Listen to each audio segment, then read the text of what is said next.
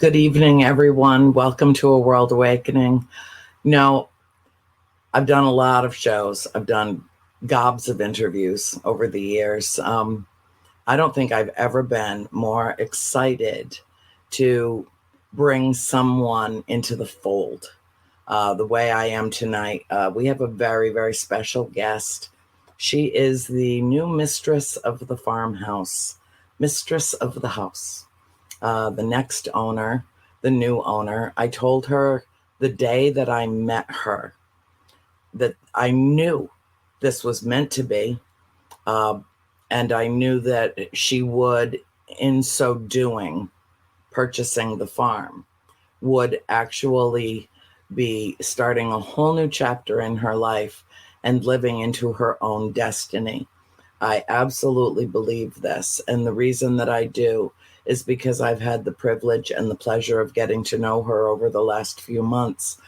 And we chat frequently, and we have developed a true kindred spirit vibe that I treasure. And so, without further ado, I would like to welcome Ms. Jacqueline Nunez to A World Awakening. Hi. Hi there. Hi, Andrea. Thank you so much for having me on your show. It's quite a privilege. It's quite a privilege to be here, and it is certainly a privilege that I now get the honor of being in your life. So, I really sweet. See, if you keep talking like that, you're going to be stuck with me forever. You wouldn't be able to peel me off of your shoe any more than you could take off bubble gum that had been sitting in 120 degrees. And I'm totally fine with that. When I got through, I think about halfway, and of course I have read all of your fabulous books. Oh. And when I got through, I don't know, maybe the first half of the first book, I just felt such a connection to you and to your family. I mean, you guys felt like family. It was really kind of bizarre. So I couldn't wait to meet you. And I was nervous, actually, the first time I met you. But you were everything that I imagined. And so I am thrilled. So thank you. Thank you. And, we have a number of things in common. Here, let me do that, because the fan, we have a number of things in common.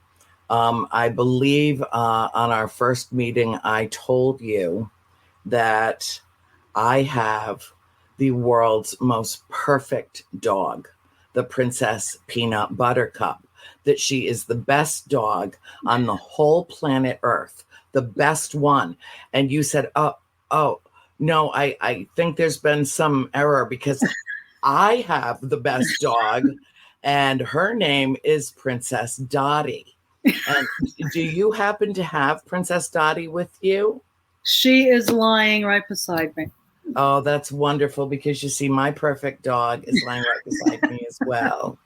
And I also have two perfect cats. You do, and I do not. So you're two up on me there. You're two up on me. So they might be, knowing them, they will be like jumping into yeah, there's one on your shoulder right now. Yeah, actually. Okay, there he is. Yeah, okay. There you go.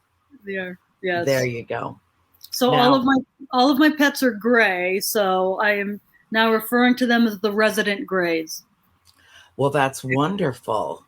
That's just perfect, because I'm absolutely, I don't know about dogs. They seem pretty grounded. But hello, darling. Oh, look who it is. It's one of our regulars. Thank you. Thank you, sweetheart. She wrote, wishing you all the best with the house. So happy that it found someone who's going to respect and take good care of it. And that is absolutely true. Amen. That, you are my dream come true. If I had to sit at, thank you, Neil. He's one of my relatives. He is, because all parents are related. All parents are related. We all come from one town in France. Really? Yeah. And then migrated to Canada, and then down into New England. And then we dispersed beyond. But we're all related with that spelling, where somehow we have the same blood coursing through our veins. when I met you, I was so taken with you, not just taken with your intellect and your capacity to, understand the gravity of this move, and what it would mean, to be able to extrapolate it out and see what this encompasses, because I feel like the farm is iconic. It is, for me, it's like the pyramids, it's like Stonehenge, it's like, the Acropolis. It's just, like that kind of an important spot on earth.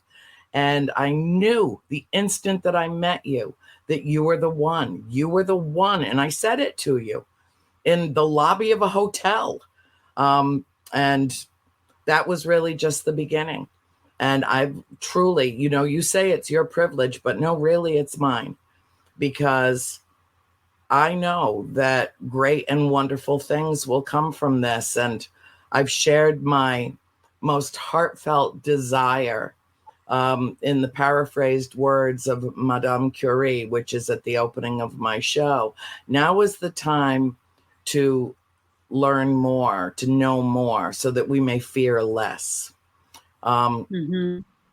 And, I've always felt that everything that swirls around the farm is about intention. I use that word frequently, probably ad nauseum. But this interview tonight, well, it's not an interview. It's just one more discussion. It's just there's lots of eavesdroppers. But Yeah. this, we don't even know how many. We can only count them on a few platforms.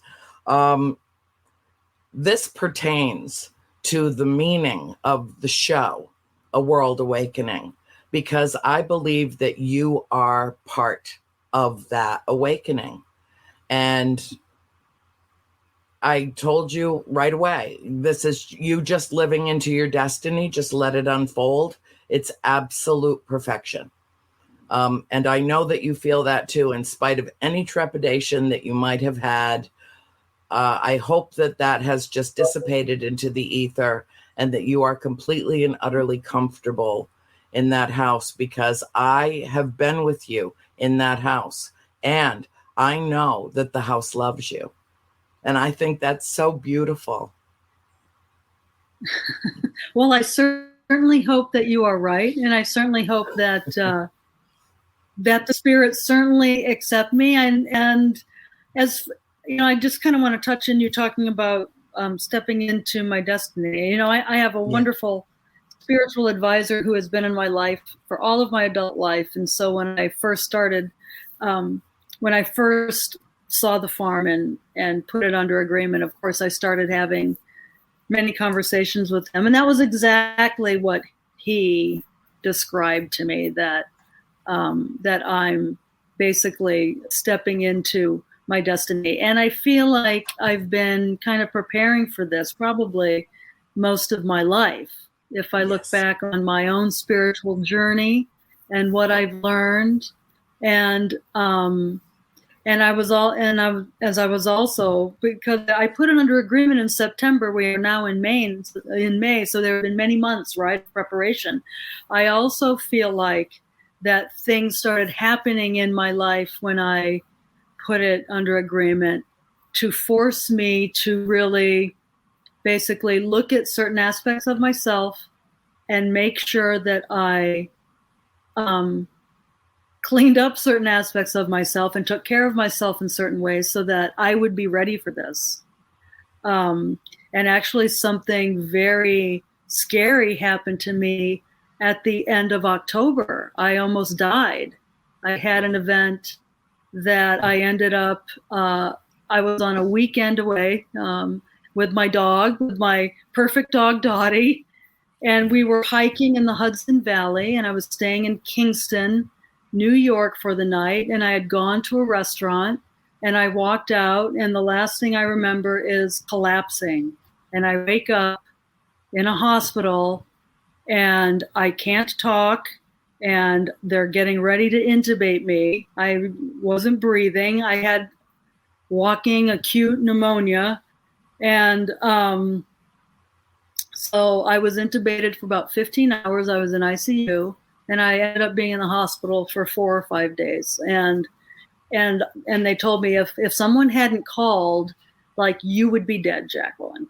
And so that was very much a turning point for me, and it really made me look at my life and the stress that I was under, at the time, and just what I needed to do to be ready for this. So, and I think that happened to me. All things happen for a reason. I think it happened to me to, like, push me towards making certain decisions in my life so that I would be ready for the moment that I'm in now. Yeah. Well, life does have a tendency to throw wake-up calls our way. It does. And, yes. I, at the end of, in October of 2019, I almost died from COVID, but nobody knew what it was yet, had not been identified. Wow.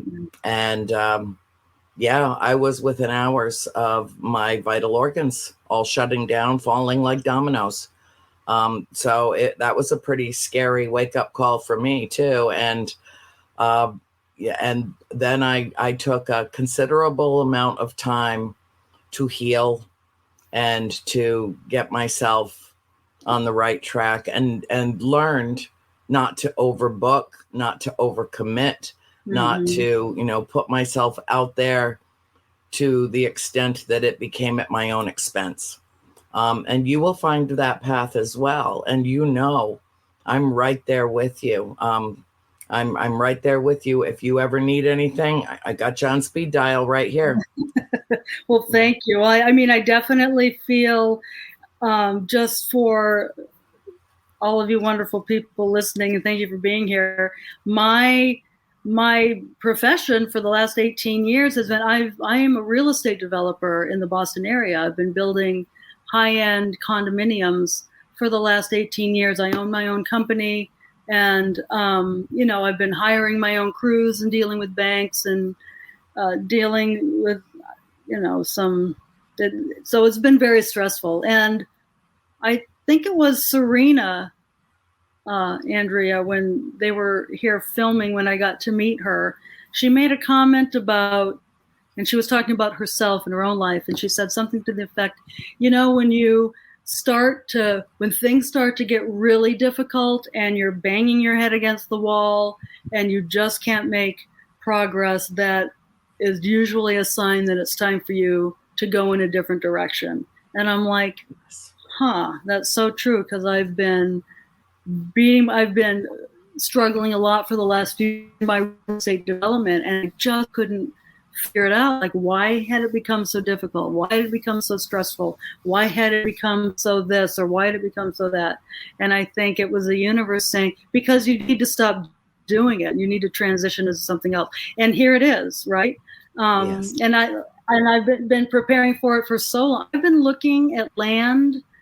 I've been dreaming of owning land somewhere out in the country for probably at least 10 years. And I look at real estate all the time. So, and finding the farm, it checked off a lot of boxes for me, even outside of the whole activity and stuff, and the spiritual aspects. Just the physical land itself and the property is just gorgeous, just even without that. Yes, it is. It holds a very special energy that is unlike any place I've ever been in my life. I've lived in a lot of places. I've traveled a great deal. I've been to many historically haunted locations on my journey in the paranormal world when I stepped in about a dozen years ago. And I've never felt anything like the farm, not anything. It's just absolutely special and unique. And for me, it's sacred ground. For me, it speaks to something so deep in my soul that, as I've told you, it's literally the only place that has ever felt like home to me in my whole life, which is interesting because I think of it as an interdimensional portal more than it is a structure, even though it is, a true, authentic colonial home.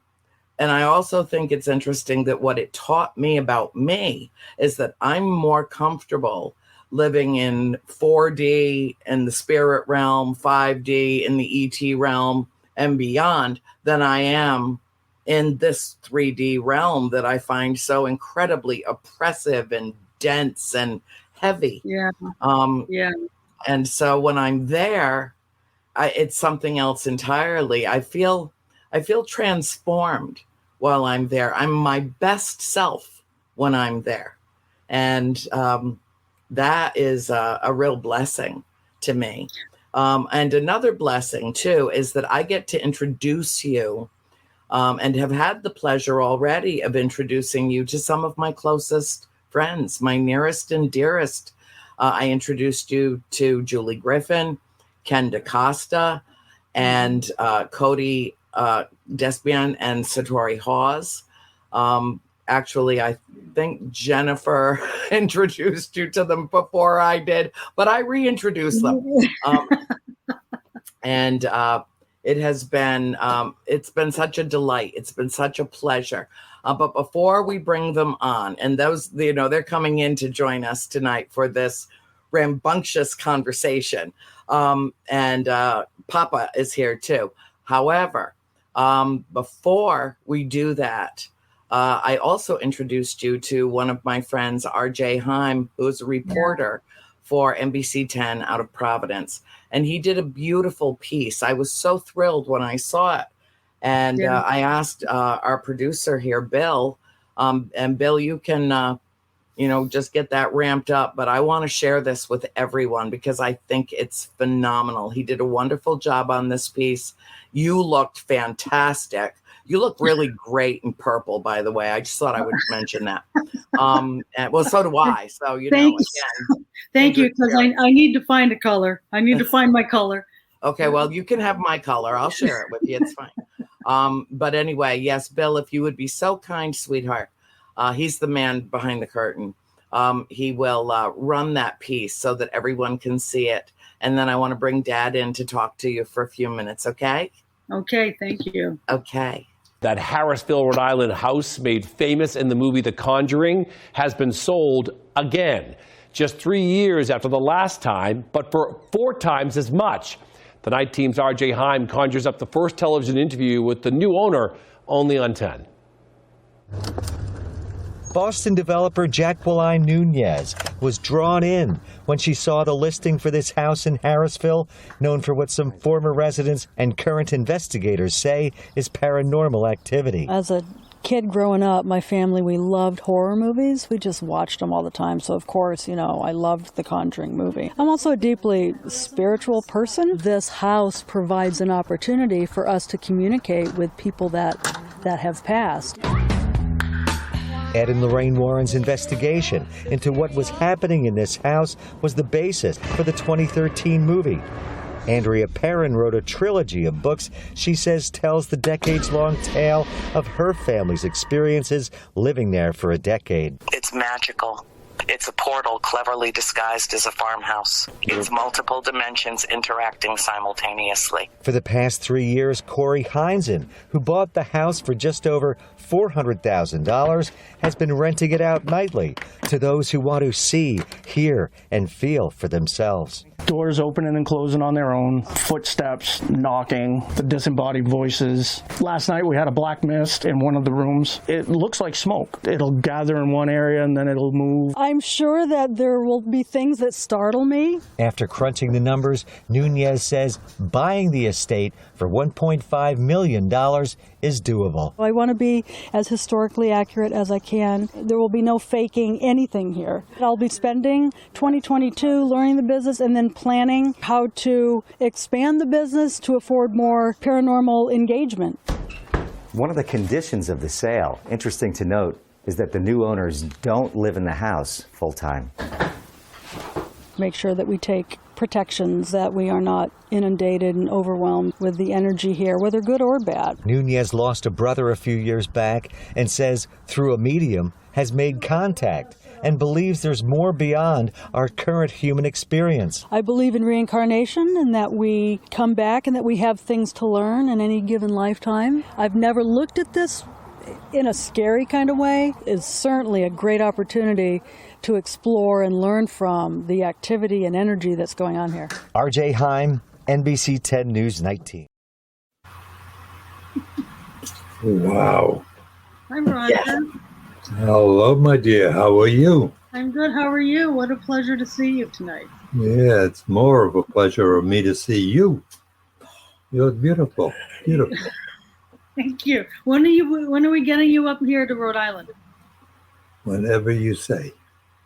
I know. I'll be there. And I know. I hope you come in here in a couple of weeks with Andrea when she's coming on site to film. Oh, I definitely will be there, without a doubt.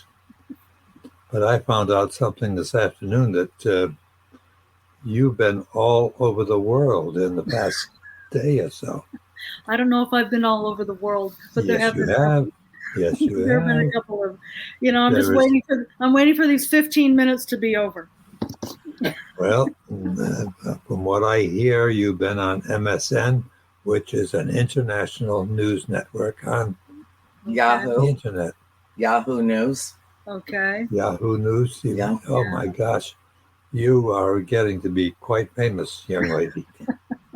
Well, I mean, Wow. this I think pretty similar thing happened when the Heinzens bought it, and then when they put it up for sale. I mean, people love this house. People are very intrigued by the activity here. Of course, all spearheaded by the experiences that you and your family had here for your 10 years being here. I mean, that you are why the world knows about this house and this farm.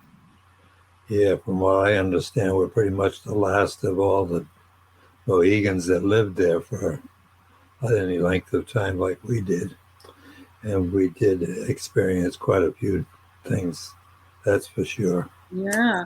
How do you look back on your experiences here? If I had to do it all over again? Yeah, would you do it? Absolutely, positively, yes. Yeah. Yes. Because everything that happened to us, it took me a while to understand exactly what was going on in the house. But once I did get connected with, especially Mrs. John Arnold, I knew that was the place for us. Mm-hmm. And the family did enjoy living there very much so. We enjoyed the spirits, we enjoyed the animals, we had every kind of animal we could think of in those days, and I really enjoyed feeding them and taking care of them and working with the kids and the horses and so forth. I love your bull story, the bull that you had. The what story? Didn't you have a bull? Oh, bull, hey yeah. boy, hey Yeah. boy. Hey, Oh, boy. Oh yeah. Yeah. He was quite the guy, and he was like a pet dog to me because he wouldn't even eat by himself. I had to be there and sit next to him in order for him to eat. He would look at me and then eat, but if I got up to walk away, he'd stop eating. That was it. It was an incredible animal. And I really hated to get rid of him, but it reached that point at a particular time. So we found a home for him with a young girl. She was 11 years old, and she was nice. working with some organization, young persons, farmers, type of thing. 4-H. It was 4-H, but something for the young ones. Mm-hmm. And when she saw him walk out of the truck, that was it. That was her animal. And I'm sure he went to her as well as he went to me. He used to love to wrestle with me against my shoulder here and against his head. And that was a lot of fun too. Oh, yeah. And, let's not romanticize this too much because I have 3 broken toes because of that bull who crushed steel-toed boots into my feet. Oh, well. Yeah, because he was like, I don't know, 3,000 pounds. I mean, he was huge. And he stomped all over my feet and he crushed my boots. And my father had to have tools to cut the leather away and pry as I'm like writhing in pain. Yeah. Oh, yeah, I do not have pretty toes because of Hey Boy. So, not for nothing, but it's not all, pixie dust and flowers. Don't you remember the day he tried to hug me? Yeah, he with tried his to two hug paws around my shoulder. Oh, my God. Yeah, he took him right to the ground. Unbelievable. Yep, right to the ground. Unbelievable. He just wanted to hug and kiss me. I mean, speaking of which, what? The world's most perfect dog is here. Oh, look at this baby. Hi, baby. Your baby. So give you sweet kisses. Hi, baby.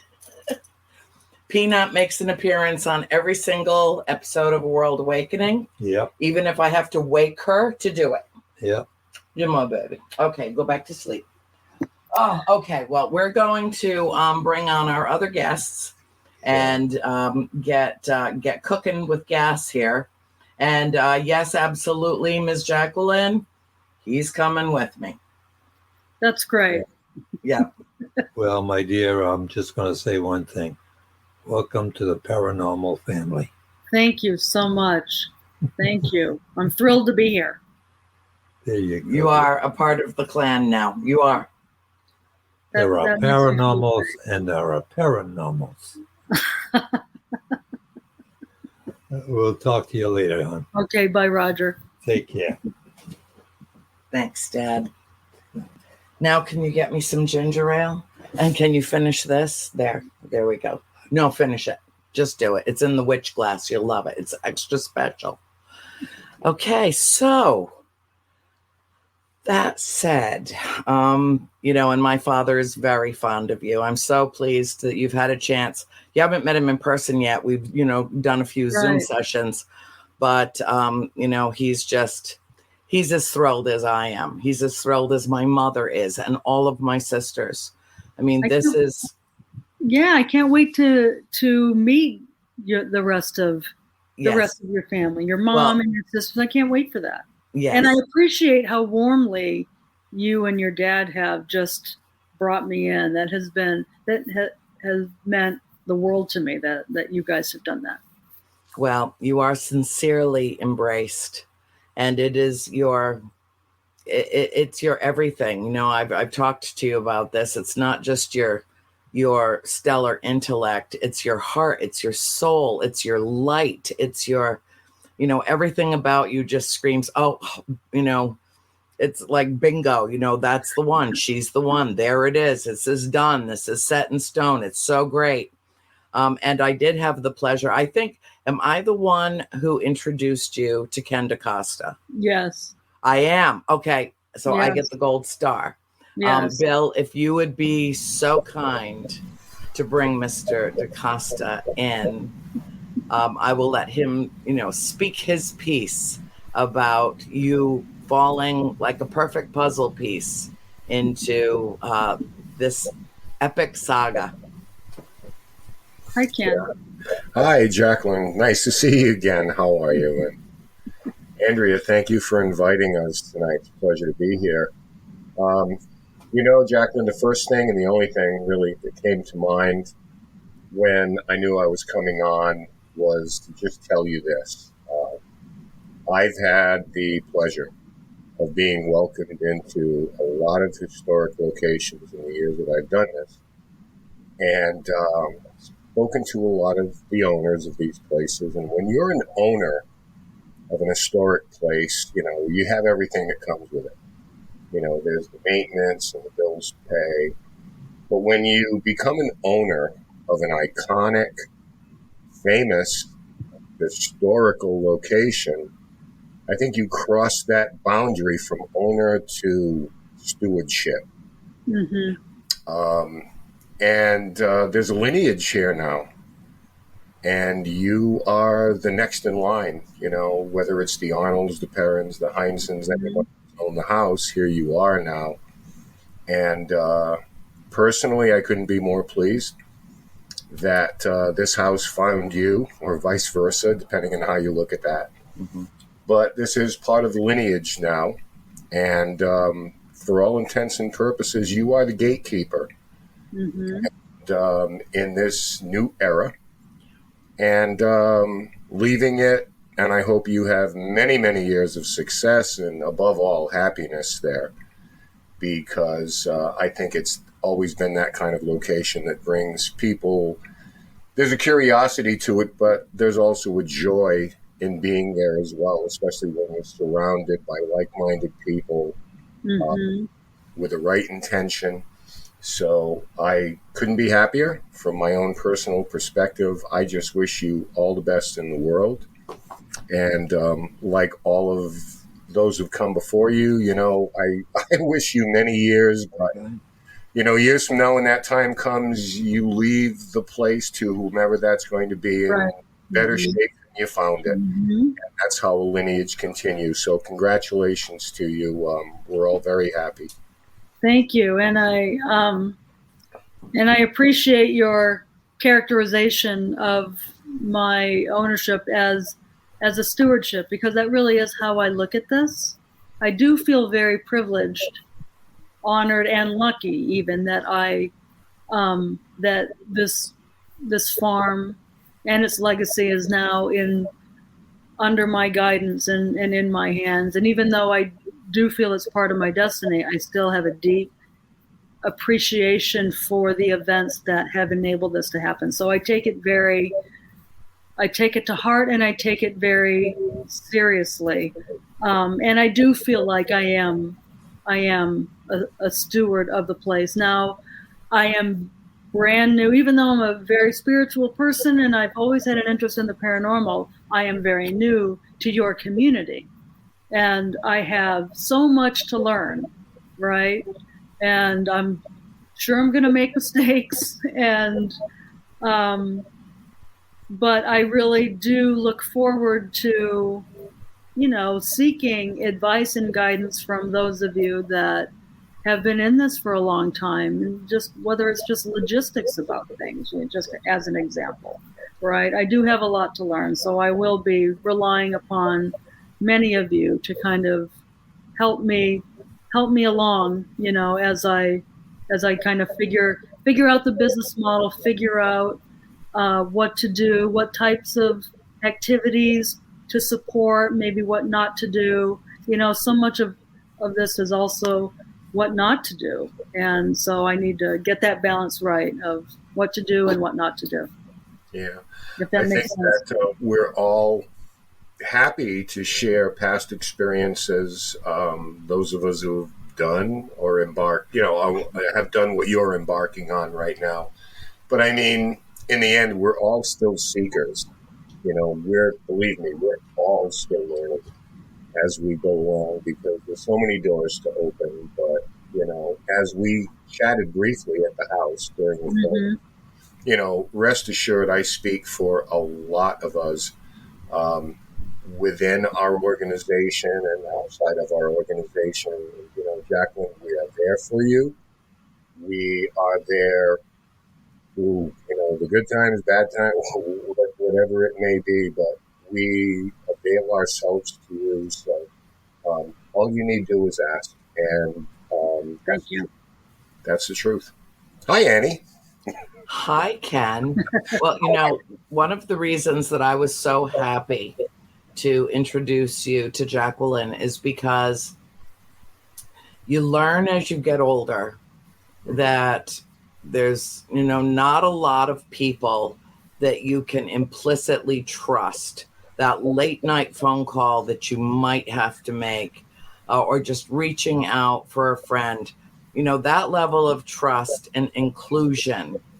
I think we all feel very protective of you, Jacqueline. I think that in a way we're kind of circling the wagons, and I'm sorry if boogeymen out. I'm sorry if that comes through, but you're right. You know, we are.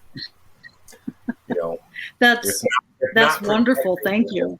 Yeah, you know, he's the most trustworthy person I know in this field, you know, and not only in terms of his background, his, He's a walking encyclopedia of knowledge on the paranormal. None of us are experts. We all know that. We openly admit it.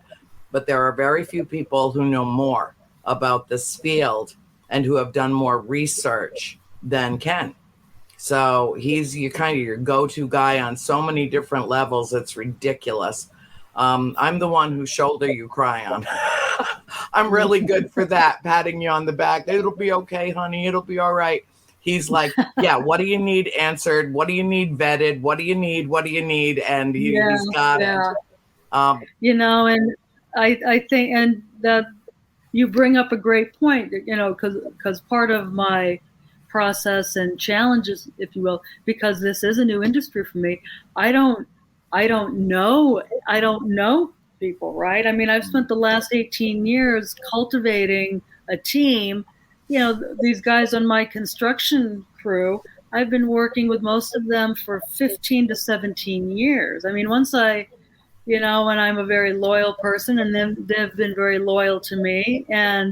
But now I'm in a whole new other arena, and I have to create a whole new team to build and have be part of all of this with me. So that's a huge piece of this. Getting the right people involved. We all face that, Jacqueline, because we have a passion for something that's hard to quantify. When we're dealing with the paranormal and things that are outside the realm of science, things that we haven't cataloged yet, because we do love our lists and to be able to put things in a certain order. So this is what I mean by, we're all kind of going through this together.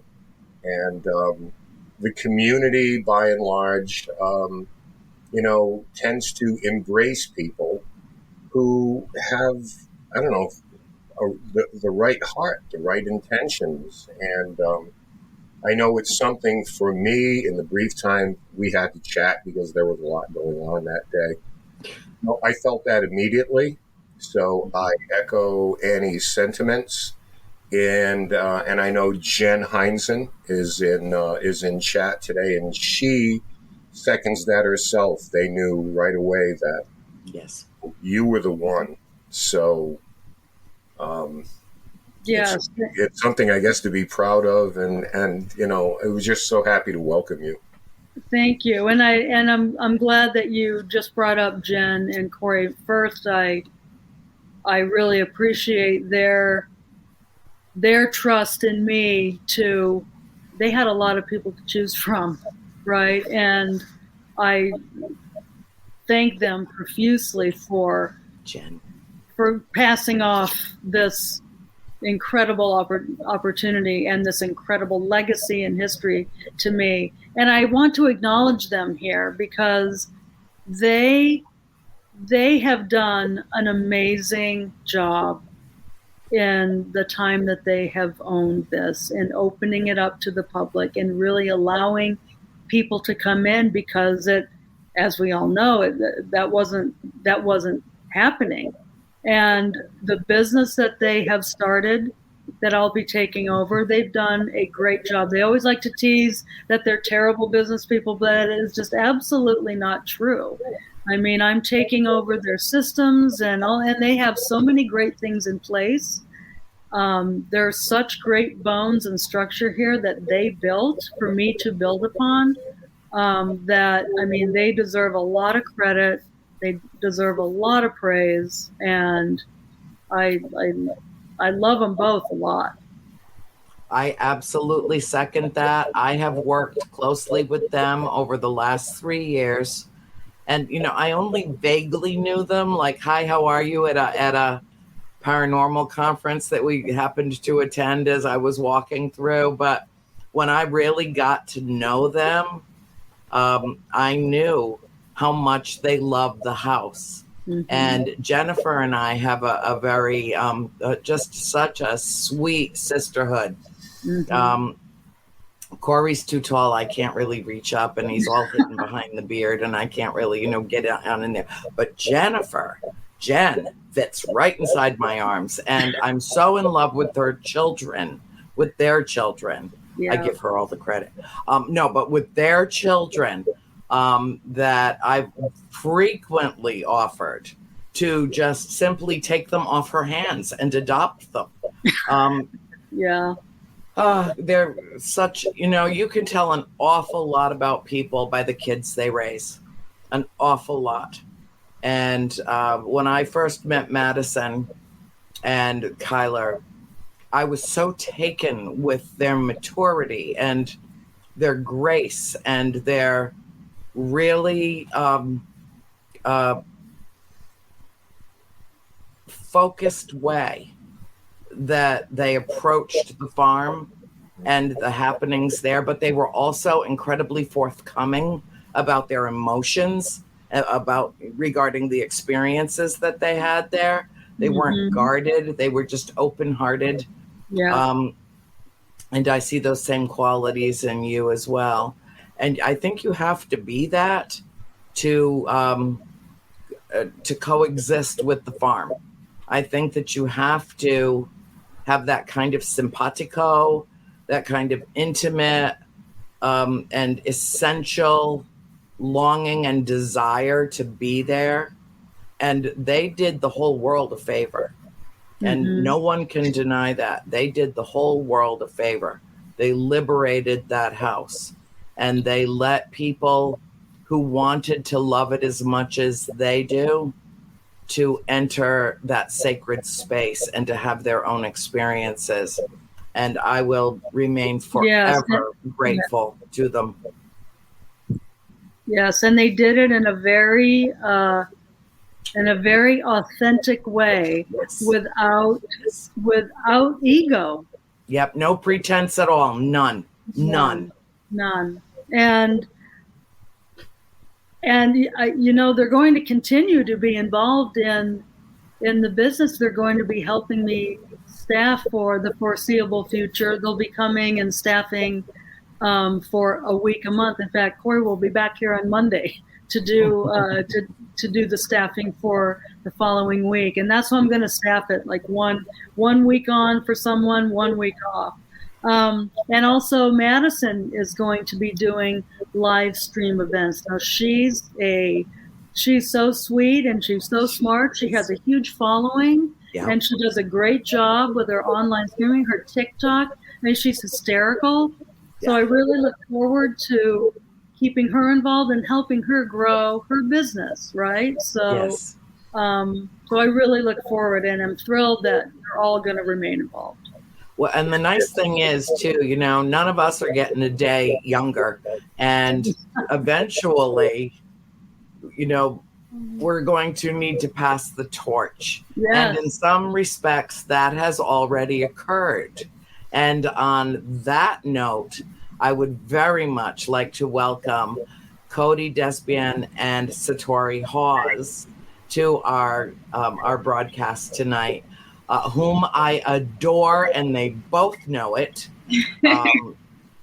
Also, two more kids that I would like to abduct / just adopt. They're both A words, slightly different meaning. But so I'm going to give them a chance to speak because they too have had the pleasure of your company.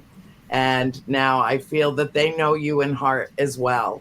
And they are both two of the kindest, sweetest, most intelligent human beings I've ever had the pleasure to stumble over. And I've known both of them since they were knee-high to a grasshopper. So it's, I give them the floor to cordially welcome you to our paranormal family. Oh, well, thank you. Thank you for inviting us to come on. Jacqueline, congratulations. It was a pleasure meeting you a few weeks back.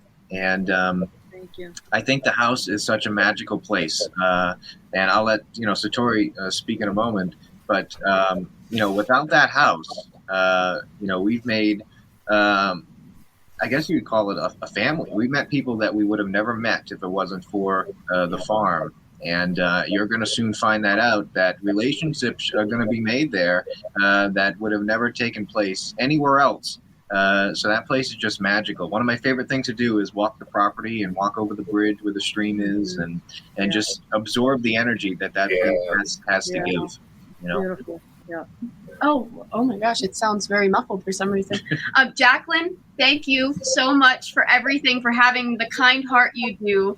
I will admit that in the beginning, I was worried. Okay, this house is going to new hands, because I was used to, I am so appreciative of the Heinzens and what they have done for the house. And so when they told us that somebody new is coming, and I was a little worried. And when we had met you, I just felt your energy, and it was so, like, you had such positive intentions. And it was great to see that, and to see somebody with that. And so I knew that Jen and Corey had picked a really good person for this house right away. You were awesome to hang around, and you were awesome to have dinner with, because that's the first day we met. It was a great experience. Hi to Madison and Jen and Corey and everybody. Again, that house, like Cody said, it just holds a lot of energy and a lot of memories. Truthfully, Cody and I, when we first started, with our form of communication and kind of coming out to the public about what we do, that house was really the first place where we felt like it was a safe haven for us to do things like that. And it just brought so many people together. I mean, we just recently hung out with Jen and Corey and everybody, and we just gave them a book of our memories. And we were like, this house built so many memories here. And so how did you meet the Heinzens? How did that whole relationship come about between all of you? Well, we met them at two separate times, Satori and myself. I was aware of Corey years ago from a group that he was involved, a paranormal team he was involved with in Maine, a TAPS family team, actually. So I had known of Corey. We weren't, close friends or anything. We were acquaintances. And once they purchased the home, it was really strange how things kind of fall into place. Like things are meant to happen for a reason. I'm definitely somebody who believes that everything happens for a reason. And I believe people cross paths that you're supposed to meet in life. And that's basically what happened. It was like a re-meeting of everybody coming together. And we've been close friends for I want to say 3 or 4 years now, and the farm became a second to us almost. And the farmhouse does, some people give it such a more negative rap than what we have found with it.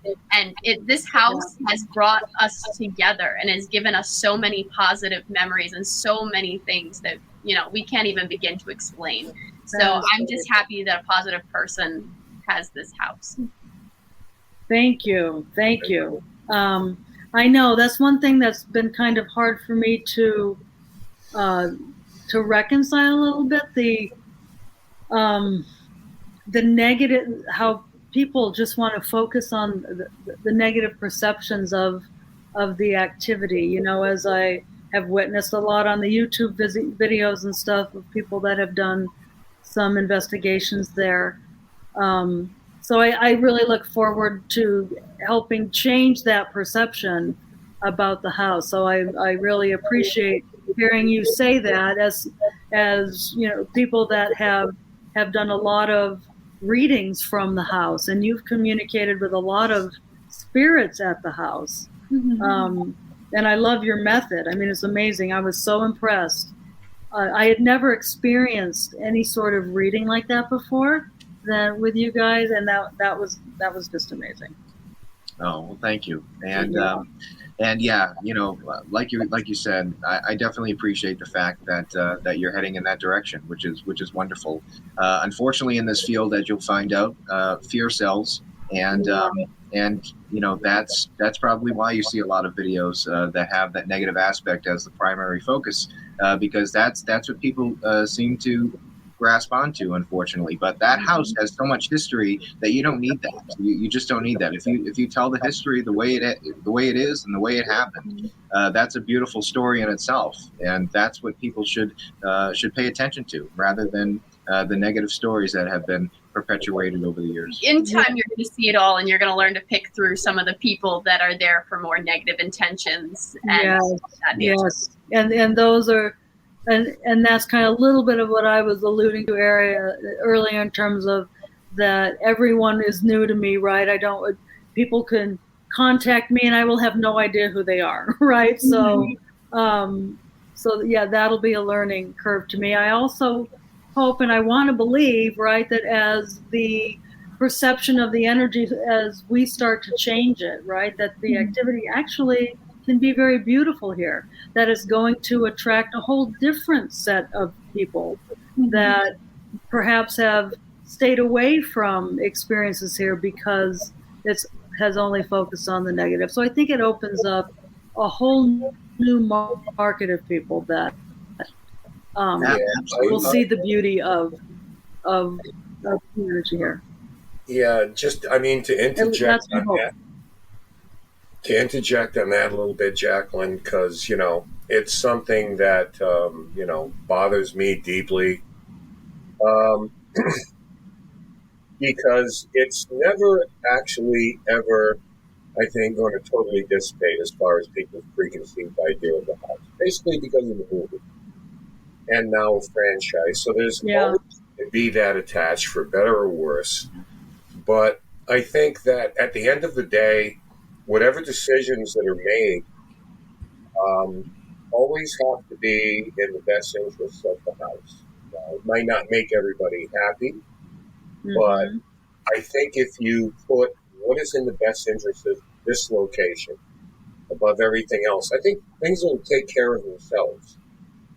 And like I say, in this field, and I know we're going to have a longer conversation about this, we all are sometime down the road, but when you have a location like this, people tend to become emotionally invested in it because of the movies, because of what they've read, they've read Andrew's books, or they're regulars to her show, whatever the case may be. Yeah. And a lot of times people have a sense of propriety to that. Their name is not on anything. They have, they're not paying the bills, but famous places people tend to gravitate for or toward and have that sense of propriety. It's like, well, we hope that you're going to do this, or we wish that you would do that. Yeah. So a lot of times people come up with narratives to fit what they want to strongly believe that the place is. And certainly that's not everybody. There are some outstanding people who have come into that house. We can all vouch for that. But, can't sort them all out. Sometimes, it all comes down to, in my mind, I think we all agree, it's all about people's intention. Like, what's your business here and what do you want from this place? Yeah, that makes a lot of sense. Thank you. Well, it seems to me that there's not really that much difference between mortal souls and spirit. Based on my own experiences at the farmhouse, we had benevolent spirits, we had rather benign spirits, and then we had a couple that were, particularly cranky. I have my cranky days, and it's been my own observation that spirits do seem to retain many of their earthly qualities. And so somebody that was, a miserable son of a bitch in life is probably going to be that way in afterlife, and vice versa. And I find that the immutable law of attraction seems to step in, and Ken, I know you've written about this, you can speak to this as well, and Cody and Satori as well. You get back what you put out, and I did a number of documentaries, films, a number of things over the last few years at the farm, and one in particular, I will not name names, but I will say that Before I brought these gentlemen into the farmhouse, I looked the lead guy right in the eye and I said, "Woe be unto you if you provoke in this house. Consider yourself forewarned." And they were good as gold while I was there with them. For all the hours that I was there with them, they were good as gold. And then I left, and they did their own thing. And whatever they did, and I don't think we saw all of it in the show, but whatever they did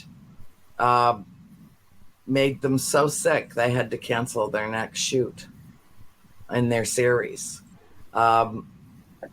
And, you know, I just figure they got what they deserved, you know, because I saw a little bit of the provocation, and frankly, and I only saw a little bit of it on the film that they kept. I can just imagine what happened in, you know, the wee hours of the morning when the Heinzens were asleep and trusting them to do the right thing. And what it actually turned into was something else entirely. And that's out there in the world forever now. Forever. That can't be undone. And I really do think that there have been times that the spirits have just said, enough, you know, too much, too many, it's just too much. I remember the show that we did, Kindred Spirits, with Amy Bruni and Adam Berry, and of course, world famous Chip Coffey. And they didn't seem to get a whole lot of activity in the house. They picked up some things. They were absolutely, like not your standard fare, but certainly, nothing that was dark or foreboding. And, I talked to Chip about it afterward, and he said, well, there's a reason for that. It was their intention. They came in with nothing but light and love. All of us did. We came into that house with nothing but light and love. And even though some of the experiences that they had might have been a little shocking at first, there was nothing threatening at all. And that is because they're like Teflon. It's all about this. And so I think that that's something that ultimately people should keep in mind and understand, that the law of attraction is immutable and universal and works at all times in every place and has no glitches in that system. So how they walk into that house and how they perceive that house and how it perceives them is the same. So it's going to be very interesting for you. I'm certain. If I were you, I would keep a journal of the experiences that you have every day. Just jot things down in a notebook. And then a year from now, go back and reflect on this journey that you're taking. That's so funny, Andrea, because one of the mediums last night, when we were just sitting there talking before, there were 3 mediums of the Ghost Hunts team last night. And one of them looked at me and he said, "You need to keep a journal." He said, "I'm being told that you're supposed to keep a journal." And then, and as you were talking about coming in with your intentions, that's also really funny that you said that, because you met Jennifer, right, who's going to be helping me. I'm now referring to her as my bouncer because she's very protective. She's very protective. She's been in my life. We're dear friends since I think 2008, so she knows me really, really well. She's going to help me with operations, but she's also officially my bouncer. But anyway, she was talking to me about, because I meet the groups that come in, right? And so I really need to think about what I want to say to them. And she was suggesting to me that when I sit them down, to talk to them about for them to think about the intentions that they have coming in here and what they are hoping to get out of the experience, and really make guests think about that. And so I thought that was very poignant that she suggested that to me today, and then you just said it. So yeah, I wanted to get, that's if cool. I could, into a little something and bring Cody and Satori in on this, because, and this is kind of along those lines, a little off the beaten trail of the house, but just general topic. I think that what has happened because of social media, TV, paranormal shows, wonderful, but I think people are getting a little desensitized to the idea of spirits. And what I mean by that is that spirits are being used for props, as almost like a background as a means to an end, whether it's on social media, whatever the case may be. And these were once people with hopes and dreams and, successes and failures, and they lived a life just like we did, albeit maybe in different times. But they were parents and grandparents and aunts and uncles and brothers. And we have to be very careful, because we're crossing a very fine line where we tend to, when I say we, it's just a blanket term, figure of speech, lift ourselves up at their expense. And this is what we talk about when we say intention and respect, where they are asked to perform for us. Mm-hmm. On cue, lift this, move that, make that sound. I understand we're just trying to establish communication on some level. But a lot of times they're used, I can't think of a better word than prop for a lot of these things. So, as a means to our own end, that, whether it's fame, notoriety, whatever the case may be. And there is hardly a place on earth that's not guilty of that. When people come in and when you start making it about you and a lot less about them, then I think that's when things go sideways. And I know Cody and Satori, I know my partners in crime here have something to say on that as well. Yeah. Well, we can definitely agree that they are, I agree with what you're saying. When you kind of focus on more of the performance of it, it does quite affect them and how they view the situations. We have talked to a couple spirits in the house, and they definitely have their own ideas and attitudes depending on who you talk to. They're all different people. I can tell you there are a couple spirits that are very fond of having people come in the doors, and they're just very happy to be involved. They're happy to see difference in people. They will share their opinions sometimes if people are doing things like trying to provoke and be rude and act out. They will come to us and say, this person did that, or why was that person doing that? That made me feel uncomfortable. So it's interesting to kind of get their opinions, because it's almost like those people are being ratted out when they're trying to focus on themselves. And we will say there is one spirit that we have communicated in the house that is she's just not a very happy person. And I think she plays into a lot of the fear. And the only reason that she sort of comes out is when people are kind of feeding that fear to her with that intention. So what you guys were talking about with intention is 100% the thing. If you kind of go in with the intention of talking to her or whatever the negative thing is, you kind of do get her in that situation. Absolutely. But I agree with Ken, very much so. Absolutely. Yes, I definitely think, and just like Andrea was speaking about earlier, that you get what you put out there.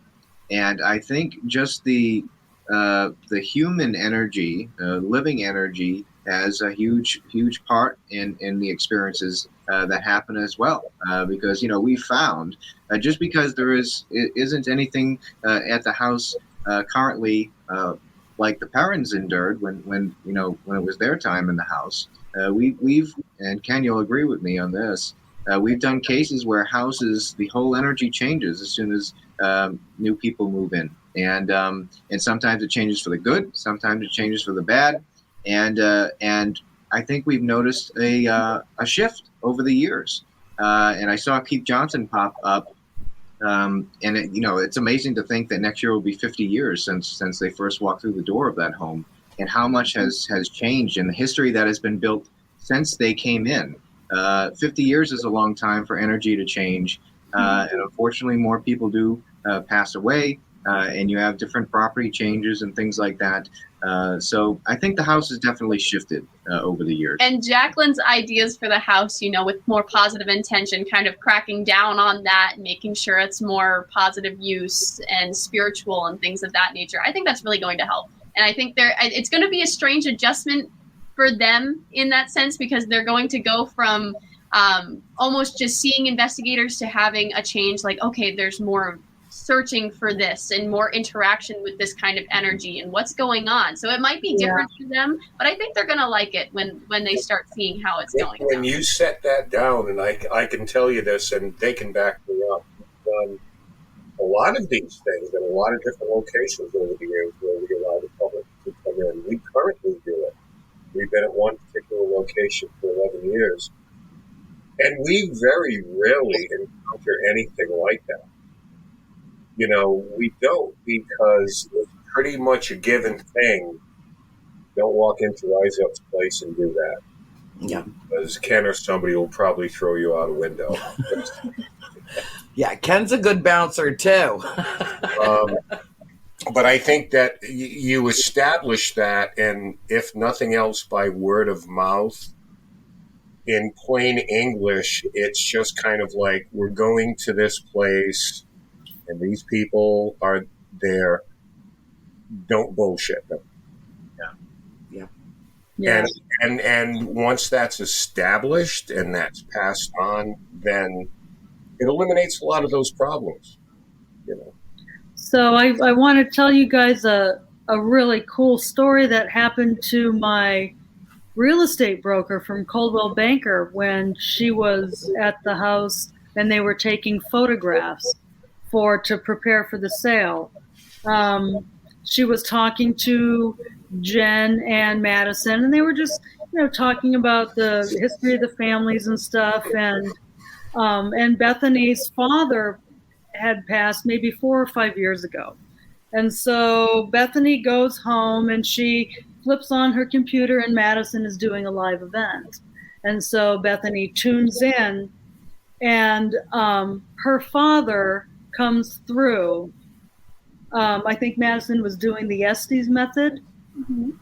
Oh, yeah. And is that how you say it, Estes? Yeah. Mm-hmm. And Bethany's father came through to connect with her and talk and gave names and gave birth dates and gave number of children and referenced what he did for a living, and it absolutely blew her away. And that is another opportunity that people can have, coming in and inviting loved ones to come and talk to them there. I mean, I thought that was absolutely beautiful, and what a beautiful thing to happen.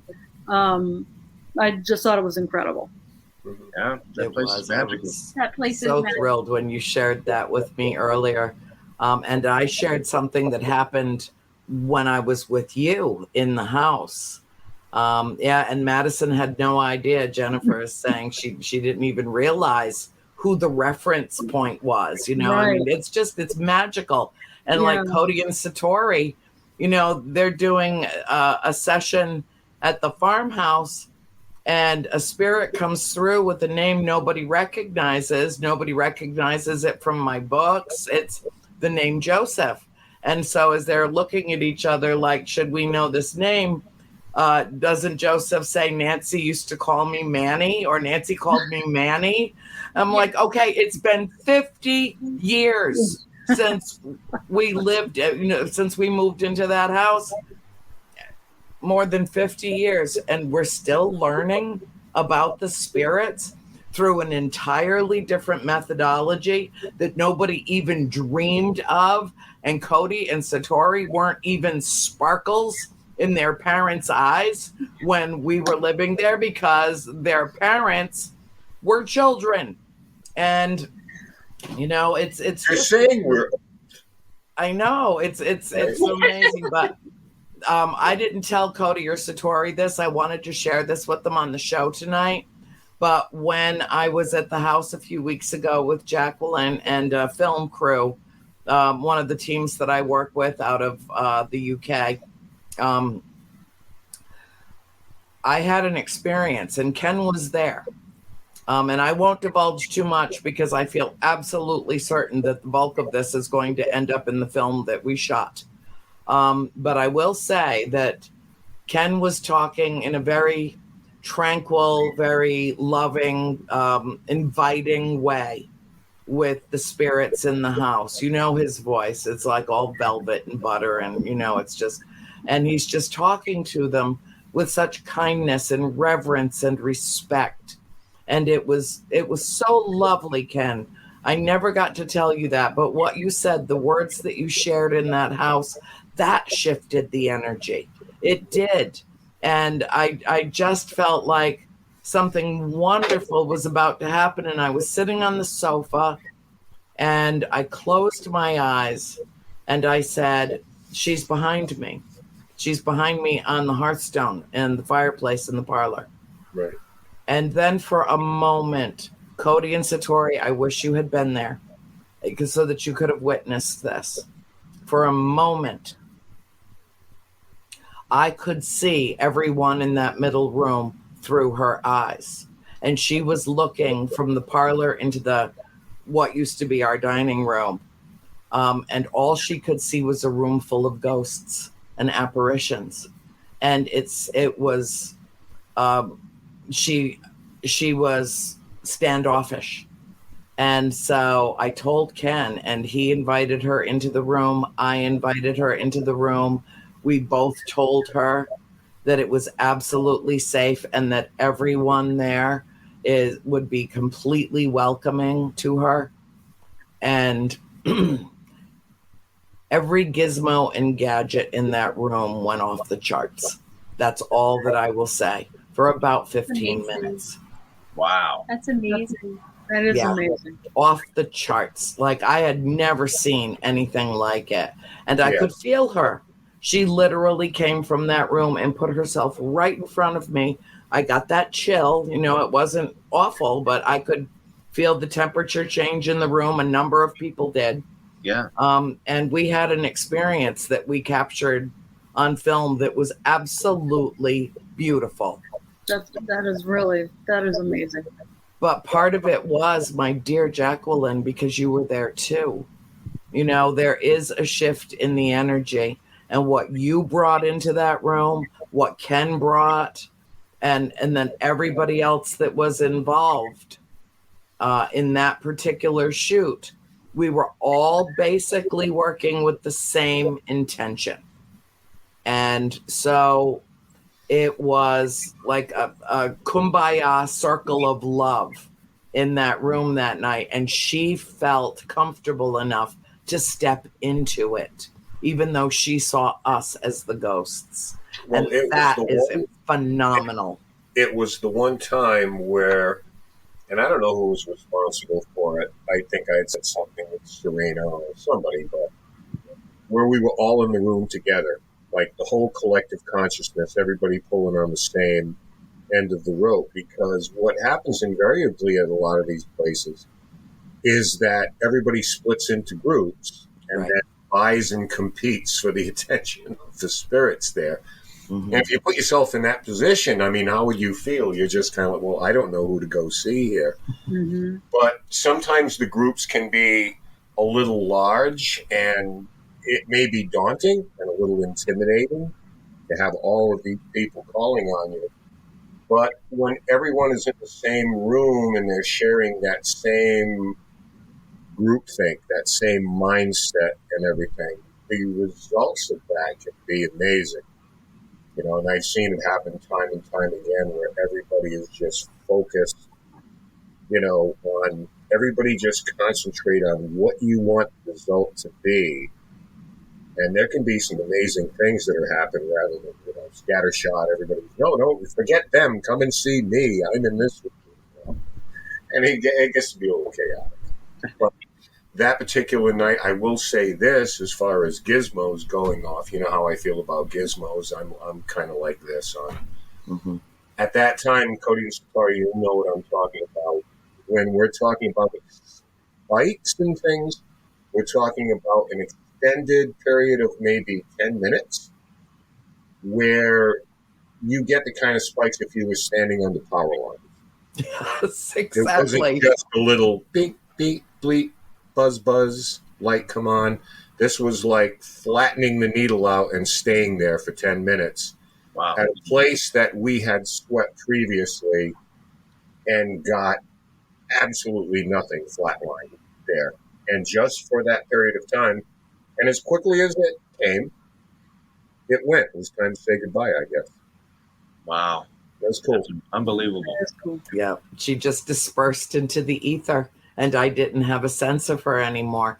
But in all the years that I've lived there, in the multitude of times that I have visited the house with Corey and Jen and all the filming that I've done there and everything that I've experienced there, I've never had anything like that happen to me before. And so you all knowing me as well as you do, you know I can't wait to get back there and see what happens next. I just can't wait. Yeah, that's Absolutely. all right. And so I have a question. Does the paranormal community, are there any formal training or guidelines put out by like a paranormal society or professional organization for how to train to become an investigator, and any code of ethics? Or is there anything like that in the community? It's too bad we don't have George here with us, huh, Ken? He could go off for a good 30 minutes about that. No, we're going to get into the weeds on that at some point. I will tell you this, Jacqueline. It is possible to go online and take some courses where you can get you can become a certified paranormal investigator, which frankly isn't worth the paper it's written on. Exactly. But there are no governing bodies or anything like that. It would be very difficult to enforce something like that because the paranormal isn't actionable. Mm-hmm. And what I mean is that if there's a violation of anything, I mean, where do you go? Who governs this? The town clerk and a certain, do you get a permit to do it? Watch a judge laugh you out of a courtroom, you know? Right. And, you know, I mean, is there a complaint filed on you? But if anything in a legal sense is ever brought before a judge, it's like you better bring a ghost with you. Well, I don't necessarily mean legal. Or is there any sort of code of ethics? Or what happens to investigators that are known to be fraudulent? Are they ostracized? Are they, like, what happens? Yep. Nothing? Yeah, it seems that the public kind of handles that to a point when people talk in this field. People really do talk in this field. And once you start to do something that is definitely, everybody starts realizing, okay, this is just for attention, or you're doing this just to try to get something big. The people will talk, and the people will start telling other people around, like, this person has done this, just so you know. And so I guess in a sense, that's kind of them paying for what they've done. But to answer your question, I guess there isn't really a rule book or a manual for this. I think if there was and everybody followed this manual, for example, Cody and I wouldn't know that what we do is even a thing if we followed the rules. We had to break what was traditional investigating to figure out what this was. So I think I'm glad there aren't any rules. And honestly, I agree with Ken. Like Jen said, there's no paranormal 101. But I guess if there are any rules, it's to just don't provoke. Go looking for answers, even if they aren't the answers you really want. If there is a logical answer to it, admit that logical answer. Don't just go off trying to play it off as something else, you know? Right, yes. It seems like the field, at least in my opinion, is definitely built on reputation. At least in my opinion, the people that I entrust to work with, they have a good reputation in the field. And your years in the field definitely build up your reputation.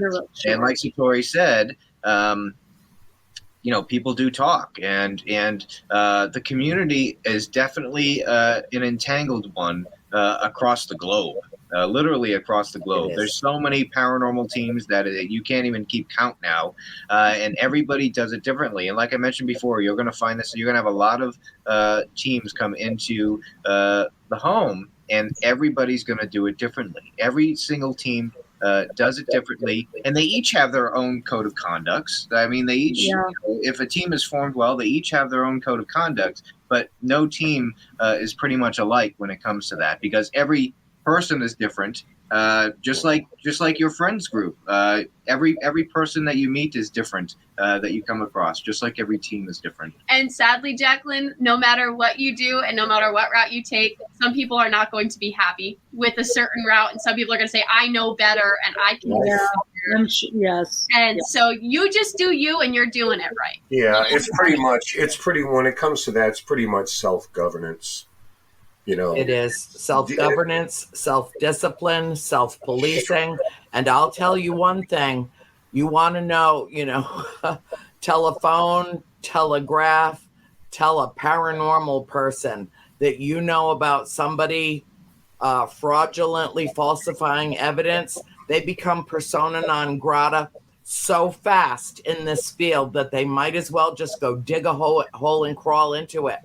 And there have been several people that, because apparently they were so hungry for some attention, falsified evidence, faked events, that word got around so fast. You never saw them again at a paranormal conference. You never saw them invited onto any interviews anymore. Yeah. They destroyed their own reputation, and they're done. They're just done in the field. It's only happened a few times that I know about. Of course, I don't keep up with these things because I have a tendency to kind of fly above the radar and look down and go, oh, that's interesting, I'm moving on. But, those that are deeply ingrained in this field, if they catch someone doing something that is just immoral, unethical, it's spread like warm butter on hot toast all over the place. Everybody knows in a heartbeat what happened. And yes, I guess in a way, they are shunned because can you associate with them? We live in a guilt by association world. Yes. And so you better know who you've allied yourself with. You better know who you can trust. Yeah. And you'd better know that there are some people that will do anything for their 15 minutes of fame and perceived fortune, attention, whatever that is. And I have already forewarned you of a few that I know about that are absolutely not to be trusted, that are in it for the white hot spotlight only and seek only to forward their own career without any regard for the spirits they might be offending. Yeah. Just for the record, though, Annie, I have written a manual. You have written a manual? Yes. All our investigators get a manual. Oh, well, that's great, Ken. And you're going to sign a copy and give one to Jacqueline, right? It's probably lining birdcage. I don't know what they did. Cody, what did you do with yours? It's lining a birdcage. No, I think it's holding up my file cabinet. It was off balance, I think. Okay. They make excellent coasters. Excellent coasters. The one thing that I do want to talk about, though, with all of you, is your opinions. And I'll just state my own first. I don't think that people should try to cross spirits. I don't think that that's our role, that it's it's certainly not our obligation. I feel like they're here for a reason. And they're, at least the way I feel about it is, that we can open up some kind of communication on whatever level and learn from them. I think it's a blessing that spirit exists, and regardless of how I see that face, Cody. You're thinking exactly. I can hear you thinking. I can hear you thinking. I just don't think that it's appropriate to attempt to cross a spirit. First of all, we don't know what we're doing. Second of all, they're here for a reason. Third, it doesn't give them the choice that they need to make one way or the other. And fourth, what if the house is so crossed there's nothing left to investigate there? That there's no one left to communicate because we literally scared them off or shunned them or forced them to leave. That is entirely counterproductive to the totality of the notion of paranormal investigation. So what do you all think about that? I think Jacqueline should go first because she's the the new owner of the house. Yes. Oh, sure. Shove it off on the I'd new like- girl. Yeah. Squeeze some extra minutes. Yeah, so I 10,000 feet, you know. Putting you on the spot, but it was no, it's okay. I think that there's some nuance there. I think that, and I want to believe that there are probably many spirits associated with the house that come and go. I mean, I don't know how many of them may or may not be trapped. But for me, and it wouldn't come from me, there are very talented mediums out there that specialize in like rescue work, if you will. And I've met a very talented one. I had to clear a house once of trapped souls that were truly suffering, and she released them. So for me, I think that there's a balance there. I wouldn't feel good to have a trapped spirit here who's suffering and to keep them trapped and suffering if they can be released. Doesn't mean they can't come back. It doesn't mean that they come back and visit, but I kind of disagree with you a little bit, Andrea. I'm not saying that I'm the one to do it or that you're the one to do it, but there are people out there that do that, and they do it responsibly, and they do it with love. And I don't think for one second that if there is a trapped spirit here at the house, that in them being released, that one, they wouldn't come back, or that it's going to clear out everybody. Because I believe that there are probably spirits here that come and go. And that's certainly absolutely plausible, that they are not necessarily trapped, that they retain free will, that they can come and go as they please, but that they have formed some profound attachment to the house.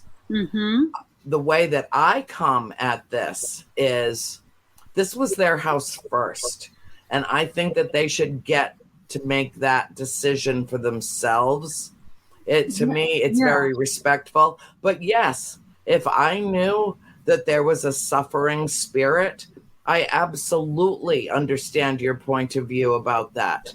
I would not want that to happen to anyone. And in fact, the next time that I am with Cody and Satori, I want to ask them to help me contact April. The one spirit in the house that I perceived to be suffering too, actually, was the little girl and the little boy. And I want to know, with their help through April, if she has made contact with them and how they are. If they are still present in the home, if she somehow took them along with her when she passed away. How that connection has endured in the netherworld, in the afterlife. And so that's job one the next time we're all together. We'll give it a shot for sure. At least our opinion on the situation. I'll let Satori again speak for herself. But I kind of agree with both of you, because you're coming at this from different points of view here. We've come across situations where there are individuals, and I believe this is who you were referring to, Andrea, that clear a home when it doesn't really need to be. Let's say there was a previous owner that is still inhabiting the house, Yeah. And the family just that lives there now just isn't fully understanding the point of view that's going on.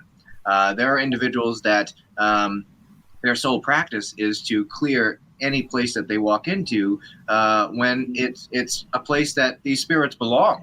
This is the house that they built, so they want to be there. Then on the flip side of things, at least with our experiences, and I'll let Satori tell a story here, we've come across spirits that were just in the wrong spot. They were in the wrong place. And Kim was there for one of them that we've done. Yes, we were actually at a house and we had communicated with a woman in the basement, and she gave us all this information, and we were like, why are you in the basement? You can come upstairs. The owners had agreed to say you can come upstairs if you feel more comfortable. And after we had come upstairs, she comes and you hear her footsteps walking around, and we're getting ready to pack up. All of a sudden you hear footsteps come back up to us and they say, where's home? And we said, what do you mean, where's home? And she gave us the address, and it was the address of this house. We were like, that's this house. And then she changed the address. He said, no, I'm looking for so-and-so north or so-and-so south. And we were like, oh, that's not this. That's down the street. And as soon as we had told her exactly where to go, we were like, okay, if you feel the energy gravitating towards that way, go that way. And it wasn't necessarily that we were crossing her over, but we were giving her directions because she was confused and lost. Yeah. And she just went about her business, and it seemed that we solved it.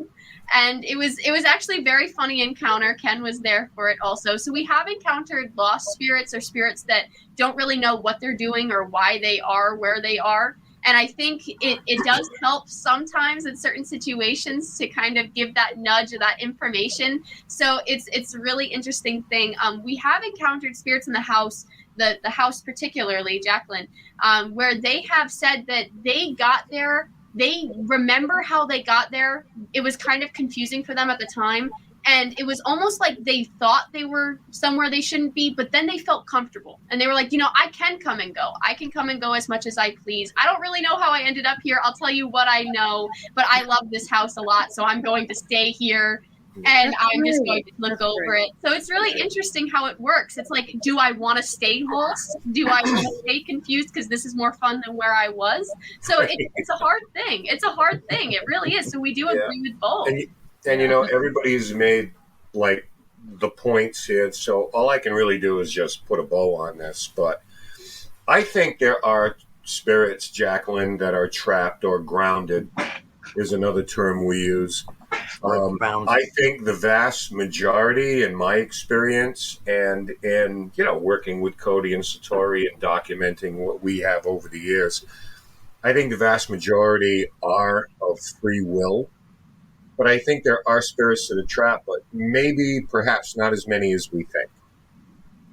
There are spirits sometimes that are held back by a more powerful entity. Those things happen. Mm-hmm. There are people who are confused. So all of those things happen. I just don't think they happen with the regularity that we believe, because it's a common question an investigator, I've heard them ask going into a place. Do you feel trapped here? Do you feel stuck here? Like almost automatically, where we're working from the bottom up rather than the top down, and assuming, first of all, that you're here of your own free will. You come in visitation. How are you? Where else can you go? I'm envious of you. You just travel anywhere. And then if you start from that premise, and then you kind of work your way down a little bit to the point that it's like, do you need our help? Because that's something that I don't think a lot of investigators really ask. And we make it a point. It's like, can we help you? Are you in distress in some way? Mm-hmm. Is there some way we can help? I don't know if we can, but we're willing to try. So if you work from that... I think that's great. I think that's great because I think, otherwise it can be a little exploitative, So I think it's wonderful that you're even asking the question. And I'm sure you're right that there aren't that many. I think I just want to be sensitive. I would never want to exploit, right? A spirit who is suffering and that needs help. I would never want to exploit that. Yeah. I think that's my greater point. I look at the world population, and it's obvious that there are lost souls that are wandering, that can't seem to find their way. And when you think back over the course of history, we've talked about this on the show many times, and I have with you and George as well, Ken. It seems to me, as frowned upon as suicide still is in our society, not considered an act of free will as much as a sin against the Creator. Imagine 200 or 300 years ago how that was looked upon.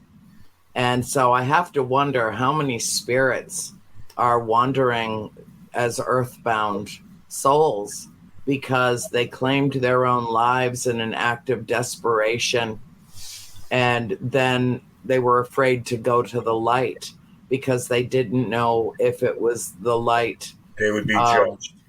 Right. Or if it was the fire and brimstone of eternal damnation, which is why, I think that ultimately the common denominator is still fear. No, they're afraid to go on. So this is more comfortable. Yeah, no, I don't take issue with that in terms of something that would seem to make sense in a way, depending on their own beliefs. The hesitancy to be judged if they believe that this was the inevitable. A heaven and hell, that transitional period. So, yeah, absolutely. I think that can go into that category as well. Right. But unless you have a trans medium who's outstanding, because, I can't just turn a camera on and get these answers. Whereas I can get from Cody and Story and a credible and an excellent medium, you get emotional content. You get something on names and dates. Like you get mindsets. What were you thinking at this time? And those things are incredibly important to discern what situation that spirit is in or was in when they entered into that transition. Thank you so much. Thank you. Yeah. And I'm just glad that because we don't really take anything for that stuff. That's not what that's for. I'm just thankful that we can help in any way, both living and dead. And I can tell you, Jacqueline, that the spirits in the house, at least 2 of them that we have talked to, because they like to talk very much so, they have spoken very highly with excitement that there is, somebody that is positive that's coming into the house. They're keeping a very open mind. And they'd like to tell you their stories at some point. And there are a couple people in the house, and they come through and they want to tell you their stories and how they got there. So I'm sure if you want to hear them. That's awesome. I love it. Can you give me a couple of names of who's told you that? So we have 2 gentlemen. They're always together. One is named Matthew and one is named Jonathan. Matthew is from the 1800s, and he tells us lots of stories about the house. And him and Jonathan came together to the house. And Jonathan's from 1700s. Mm-hmm. And they say they weren't from the house in the history, but they came because they saw a light appear one day, and they came to it. And they said that they saw the parents. They saw a lot of people there. They gave us this whole story. It's a long story. Oh, I can't wait to hear all this story. Okay, go ahead. You can hear it all. But they were just there, and they decided, this isn't where we're from, but this is where we want to be, because there are people to protect and a house to protect, and they kind of took it on as their own. And they're very, very funny. They have a lot of characters, so I'm sure that they'll warm up to you rather quickly. We've also talked to an Oliver there who was upstairs. Yes, we did. And we talked to somebody that claims to be Manny, but his real name is Joseph. And there's people that pass through all the time. It's almost like a community house for spirits. They'll come and go as they please. It's a lighthouse. Some places are lighthouses. Yes, very much so. But it's really all interesting. Yes, we have a lot of things written down that we'll share with you. Yeah, no, and I can't wait to kind of learn about their experiences, right? As souls that have crossed over, like, so what do you mean you're passing through? Well, like, where are you going next? Like, what are you doing, right? I mean, I can't wait to hear these stories and learn what their experience is like on in the other realms. I'm very excited. I would be at Fenway Park in the best seat in the house. That's where I'm going. Well, it's We interesting. have. Oops, sorry. Oh, I'm so sorry. No, Bill just sent me a message, and he's got a question that he wants to post. And Bill, if you want, okay, this is from Bill. What about the connection to UFO sightings near the farmhouse? Could it also be similar to Skinwalker Ranch with energy? Has any odd magnetic anomalies been detected? Maybe the house is some sort of portal as well. So that's open for discussion across the board. I think everybody pretty much knows how I feel about this. So, Ken, Cody, Satori, Jacqueline, feel free to pipe in, and I'm just going to listen and get your different perspectives because, I lived it. And so, I've always described the place as a portal cleverly disguised as a farmhouse. And that's my impression of it. And that's my experience with it. So, and my impression of it, I mean, from what my limited experience so far in stories is that it is kind of like the Skinwalker Ranch of the East Coast. Yes. And I think we're going to discover multiple portals on the property and very different types of experiences. And I believe, I agree with you, Andrea, and I believe in the extraterrestrial aspect and visitation of that it attracts extraterrestrials. I believe. I don't think it's that easy to discern one from the other. I think that there is a point of correlation and integration that I have yet to determine the true nature of. But it is, and Jennifer in here, Jennifer and Corey have already had those experiences as well.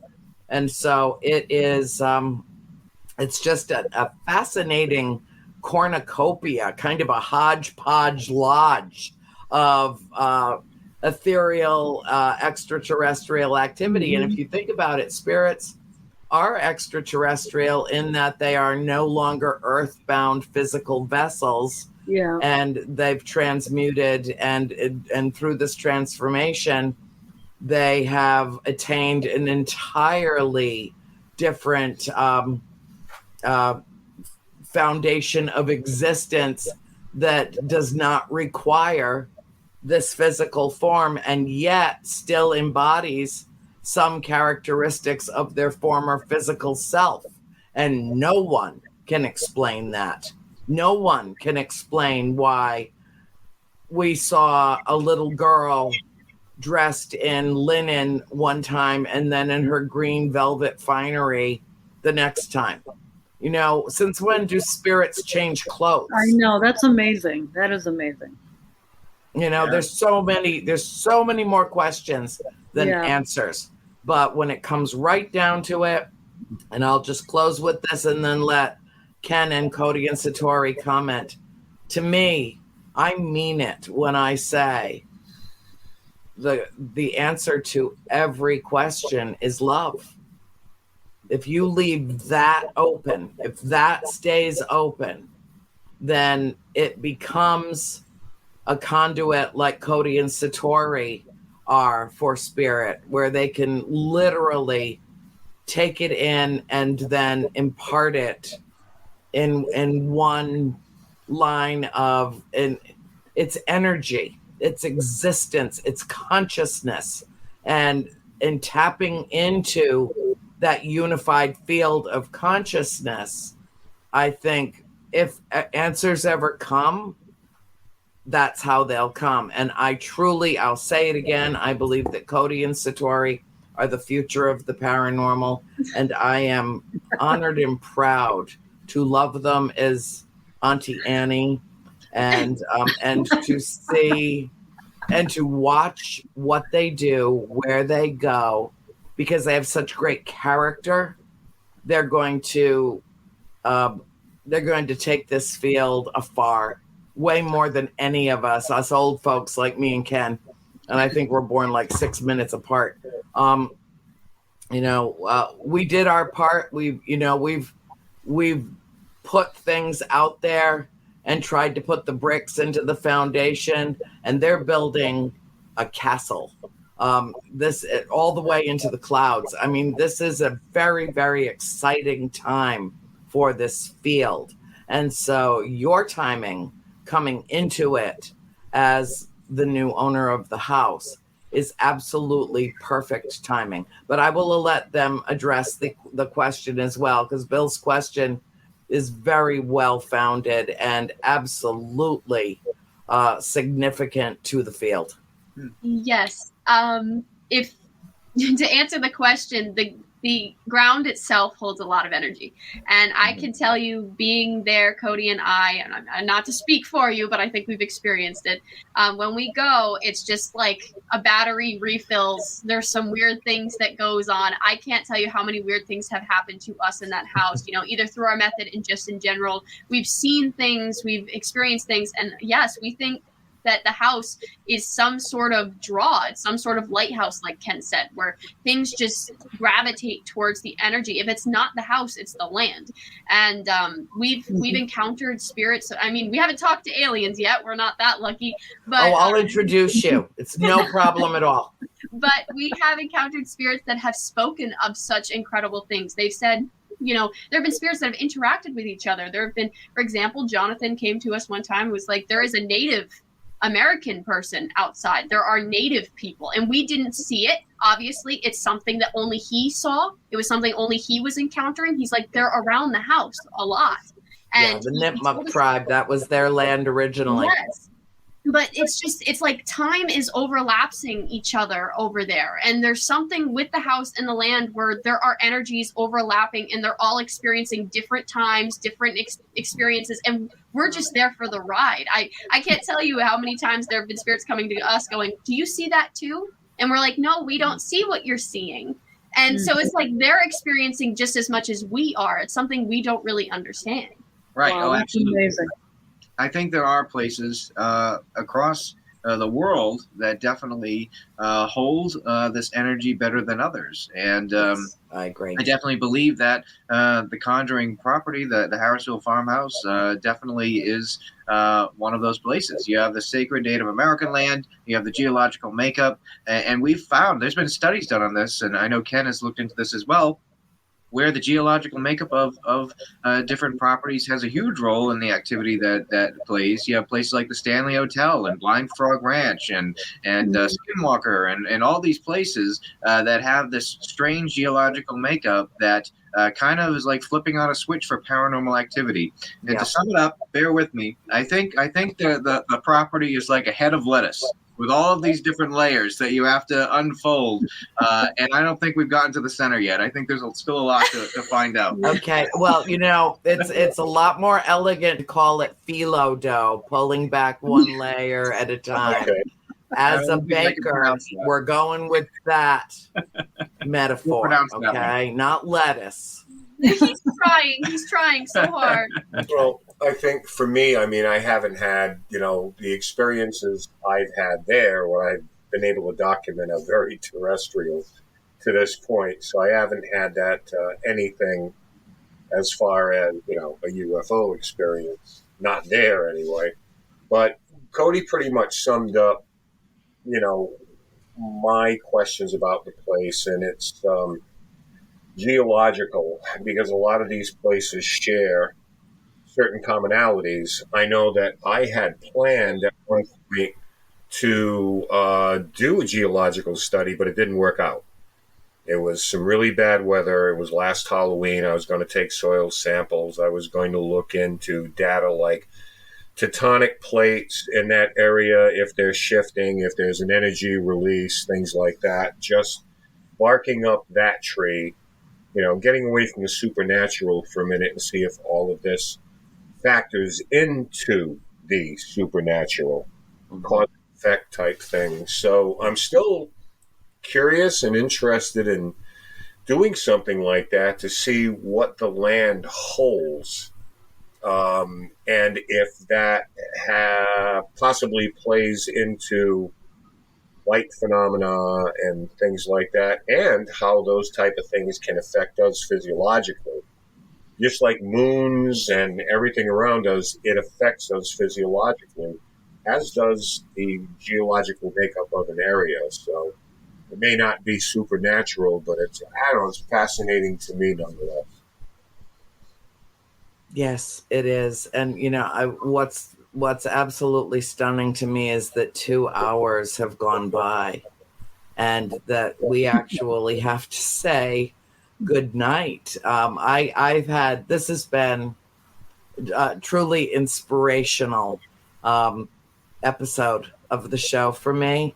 And I know that it will be seen a multitude of times and that it will touch people at their core.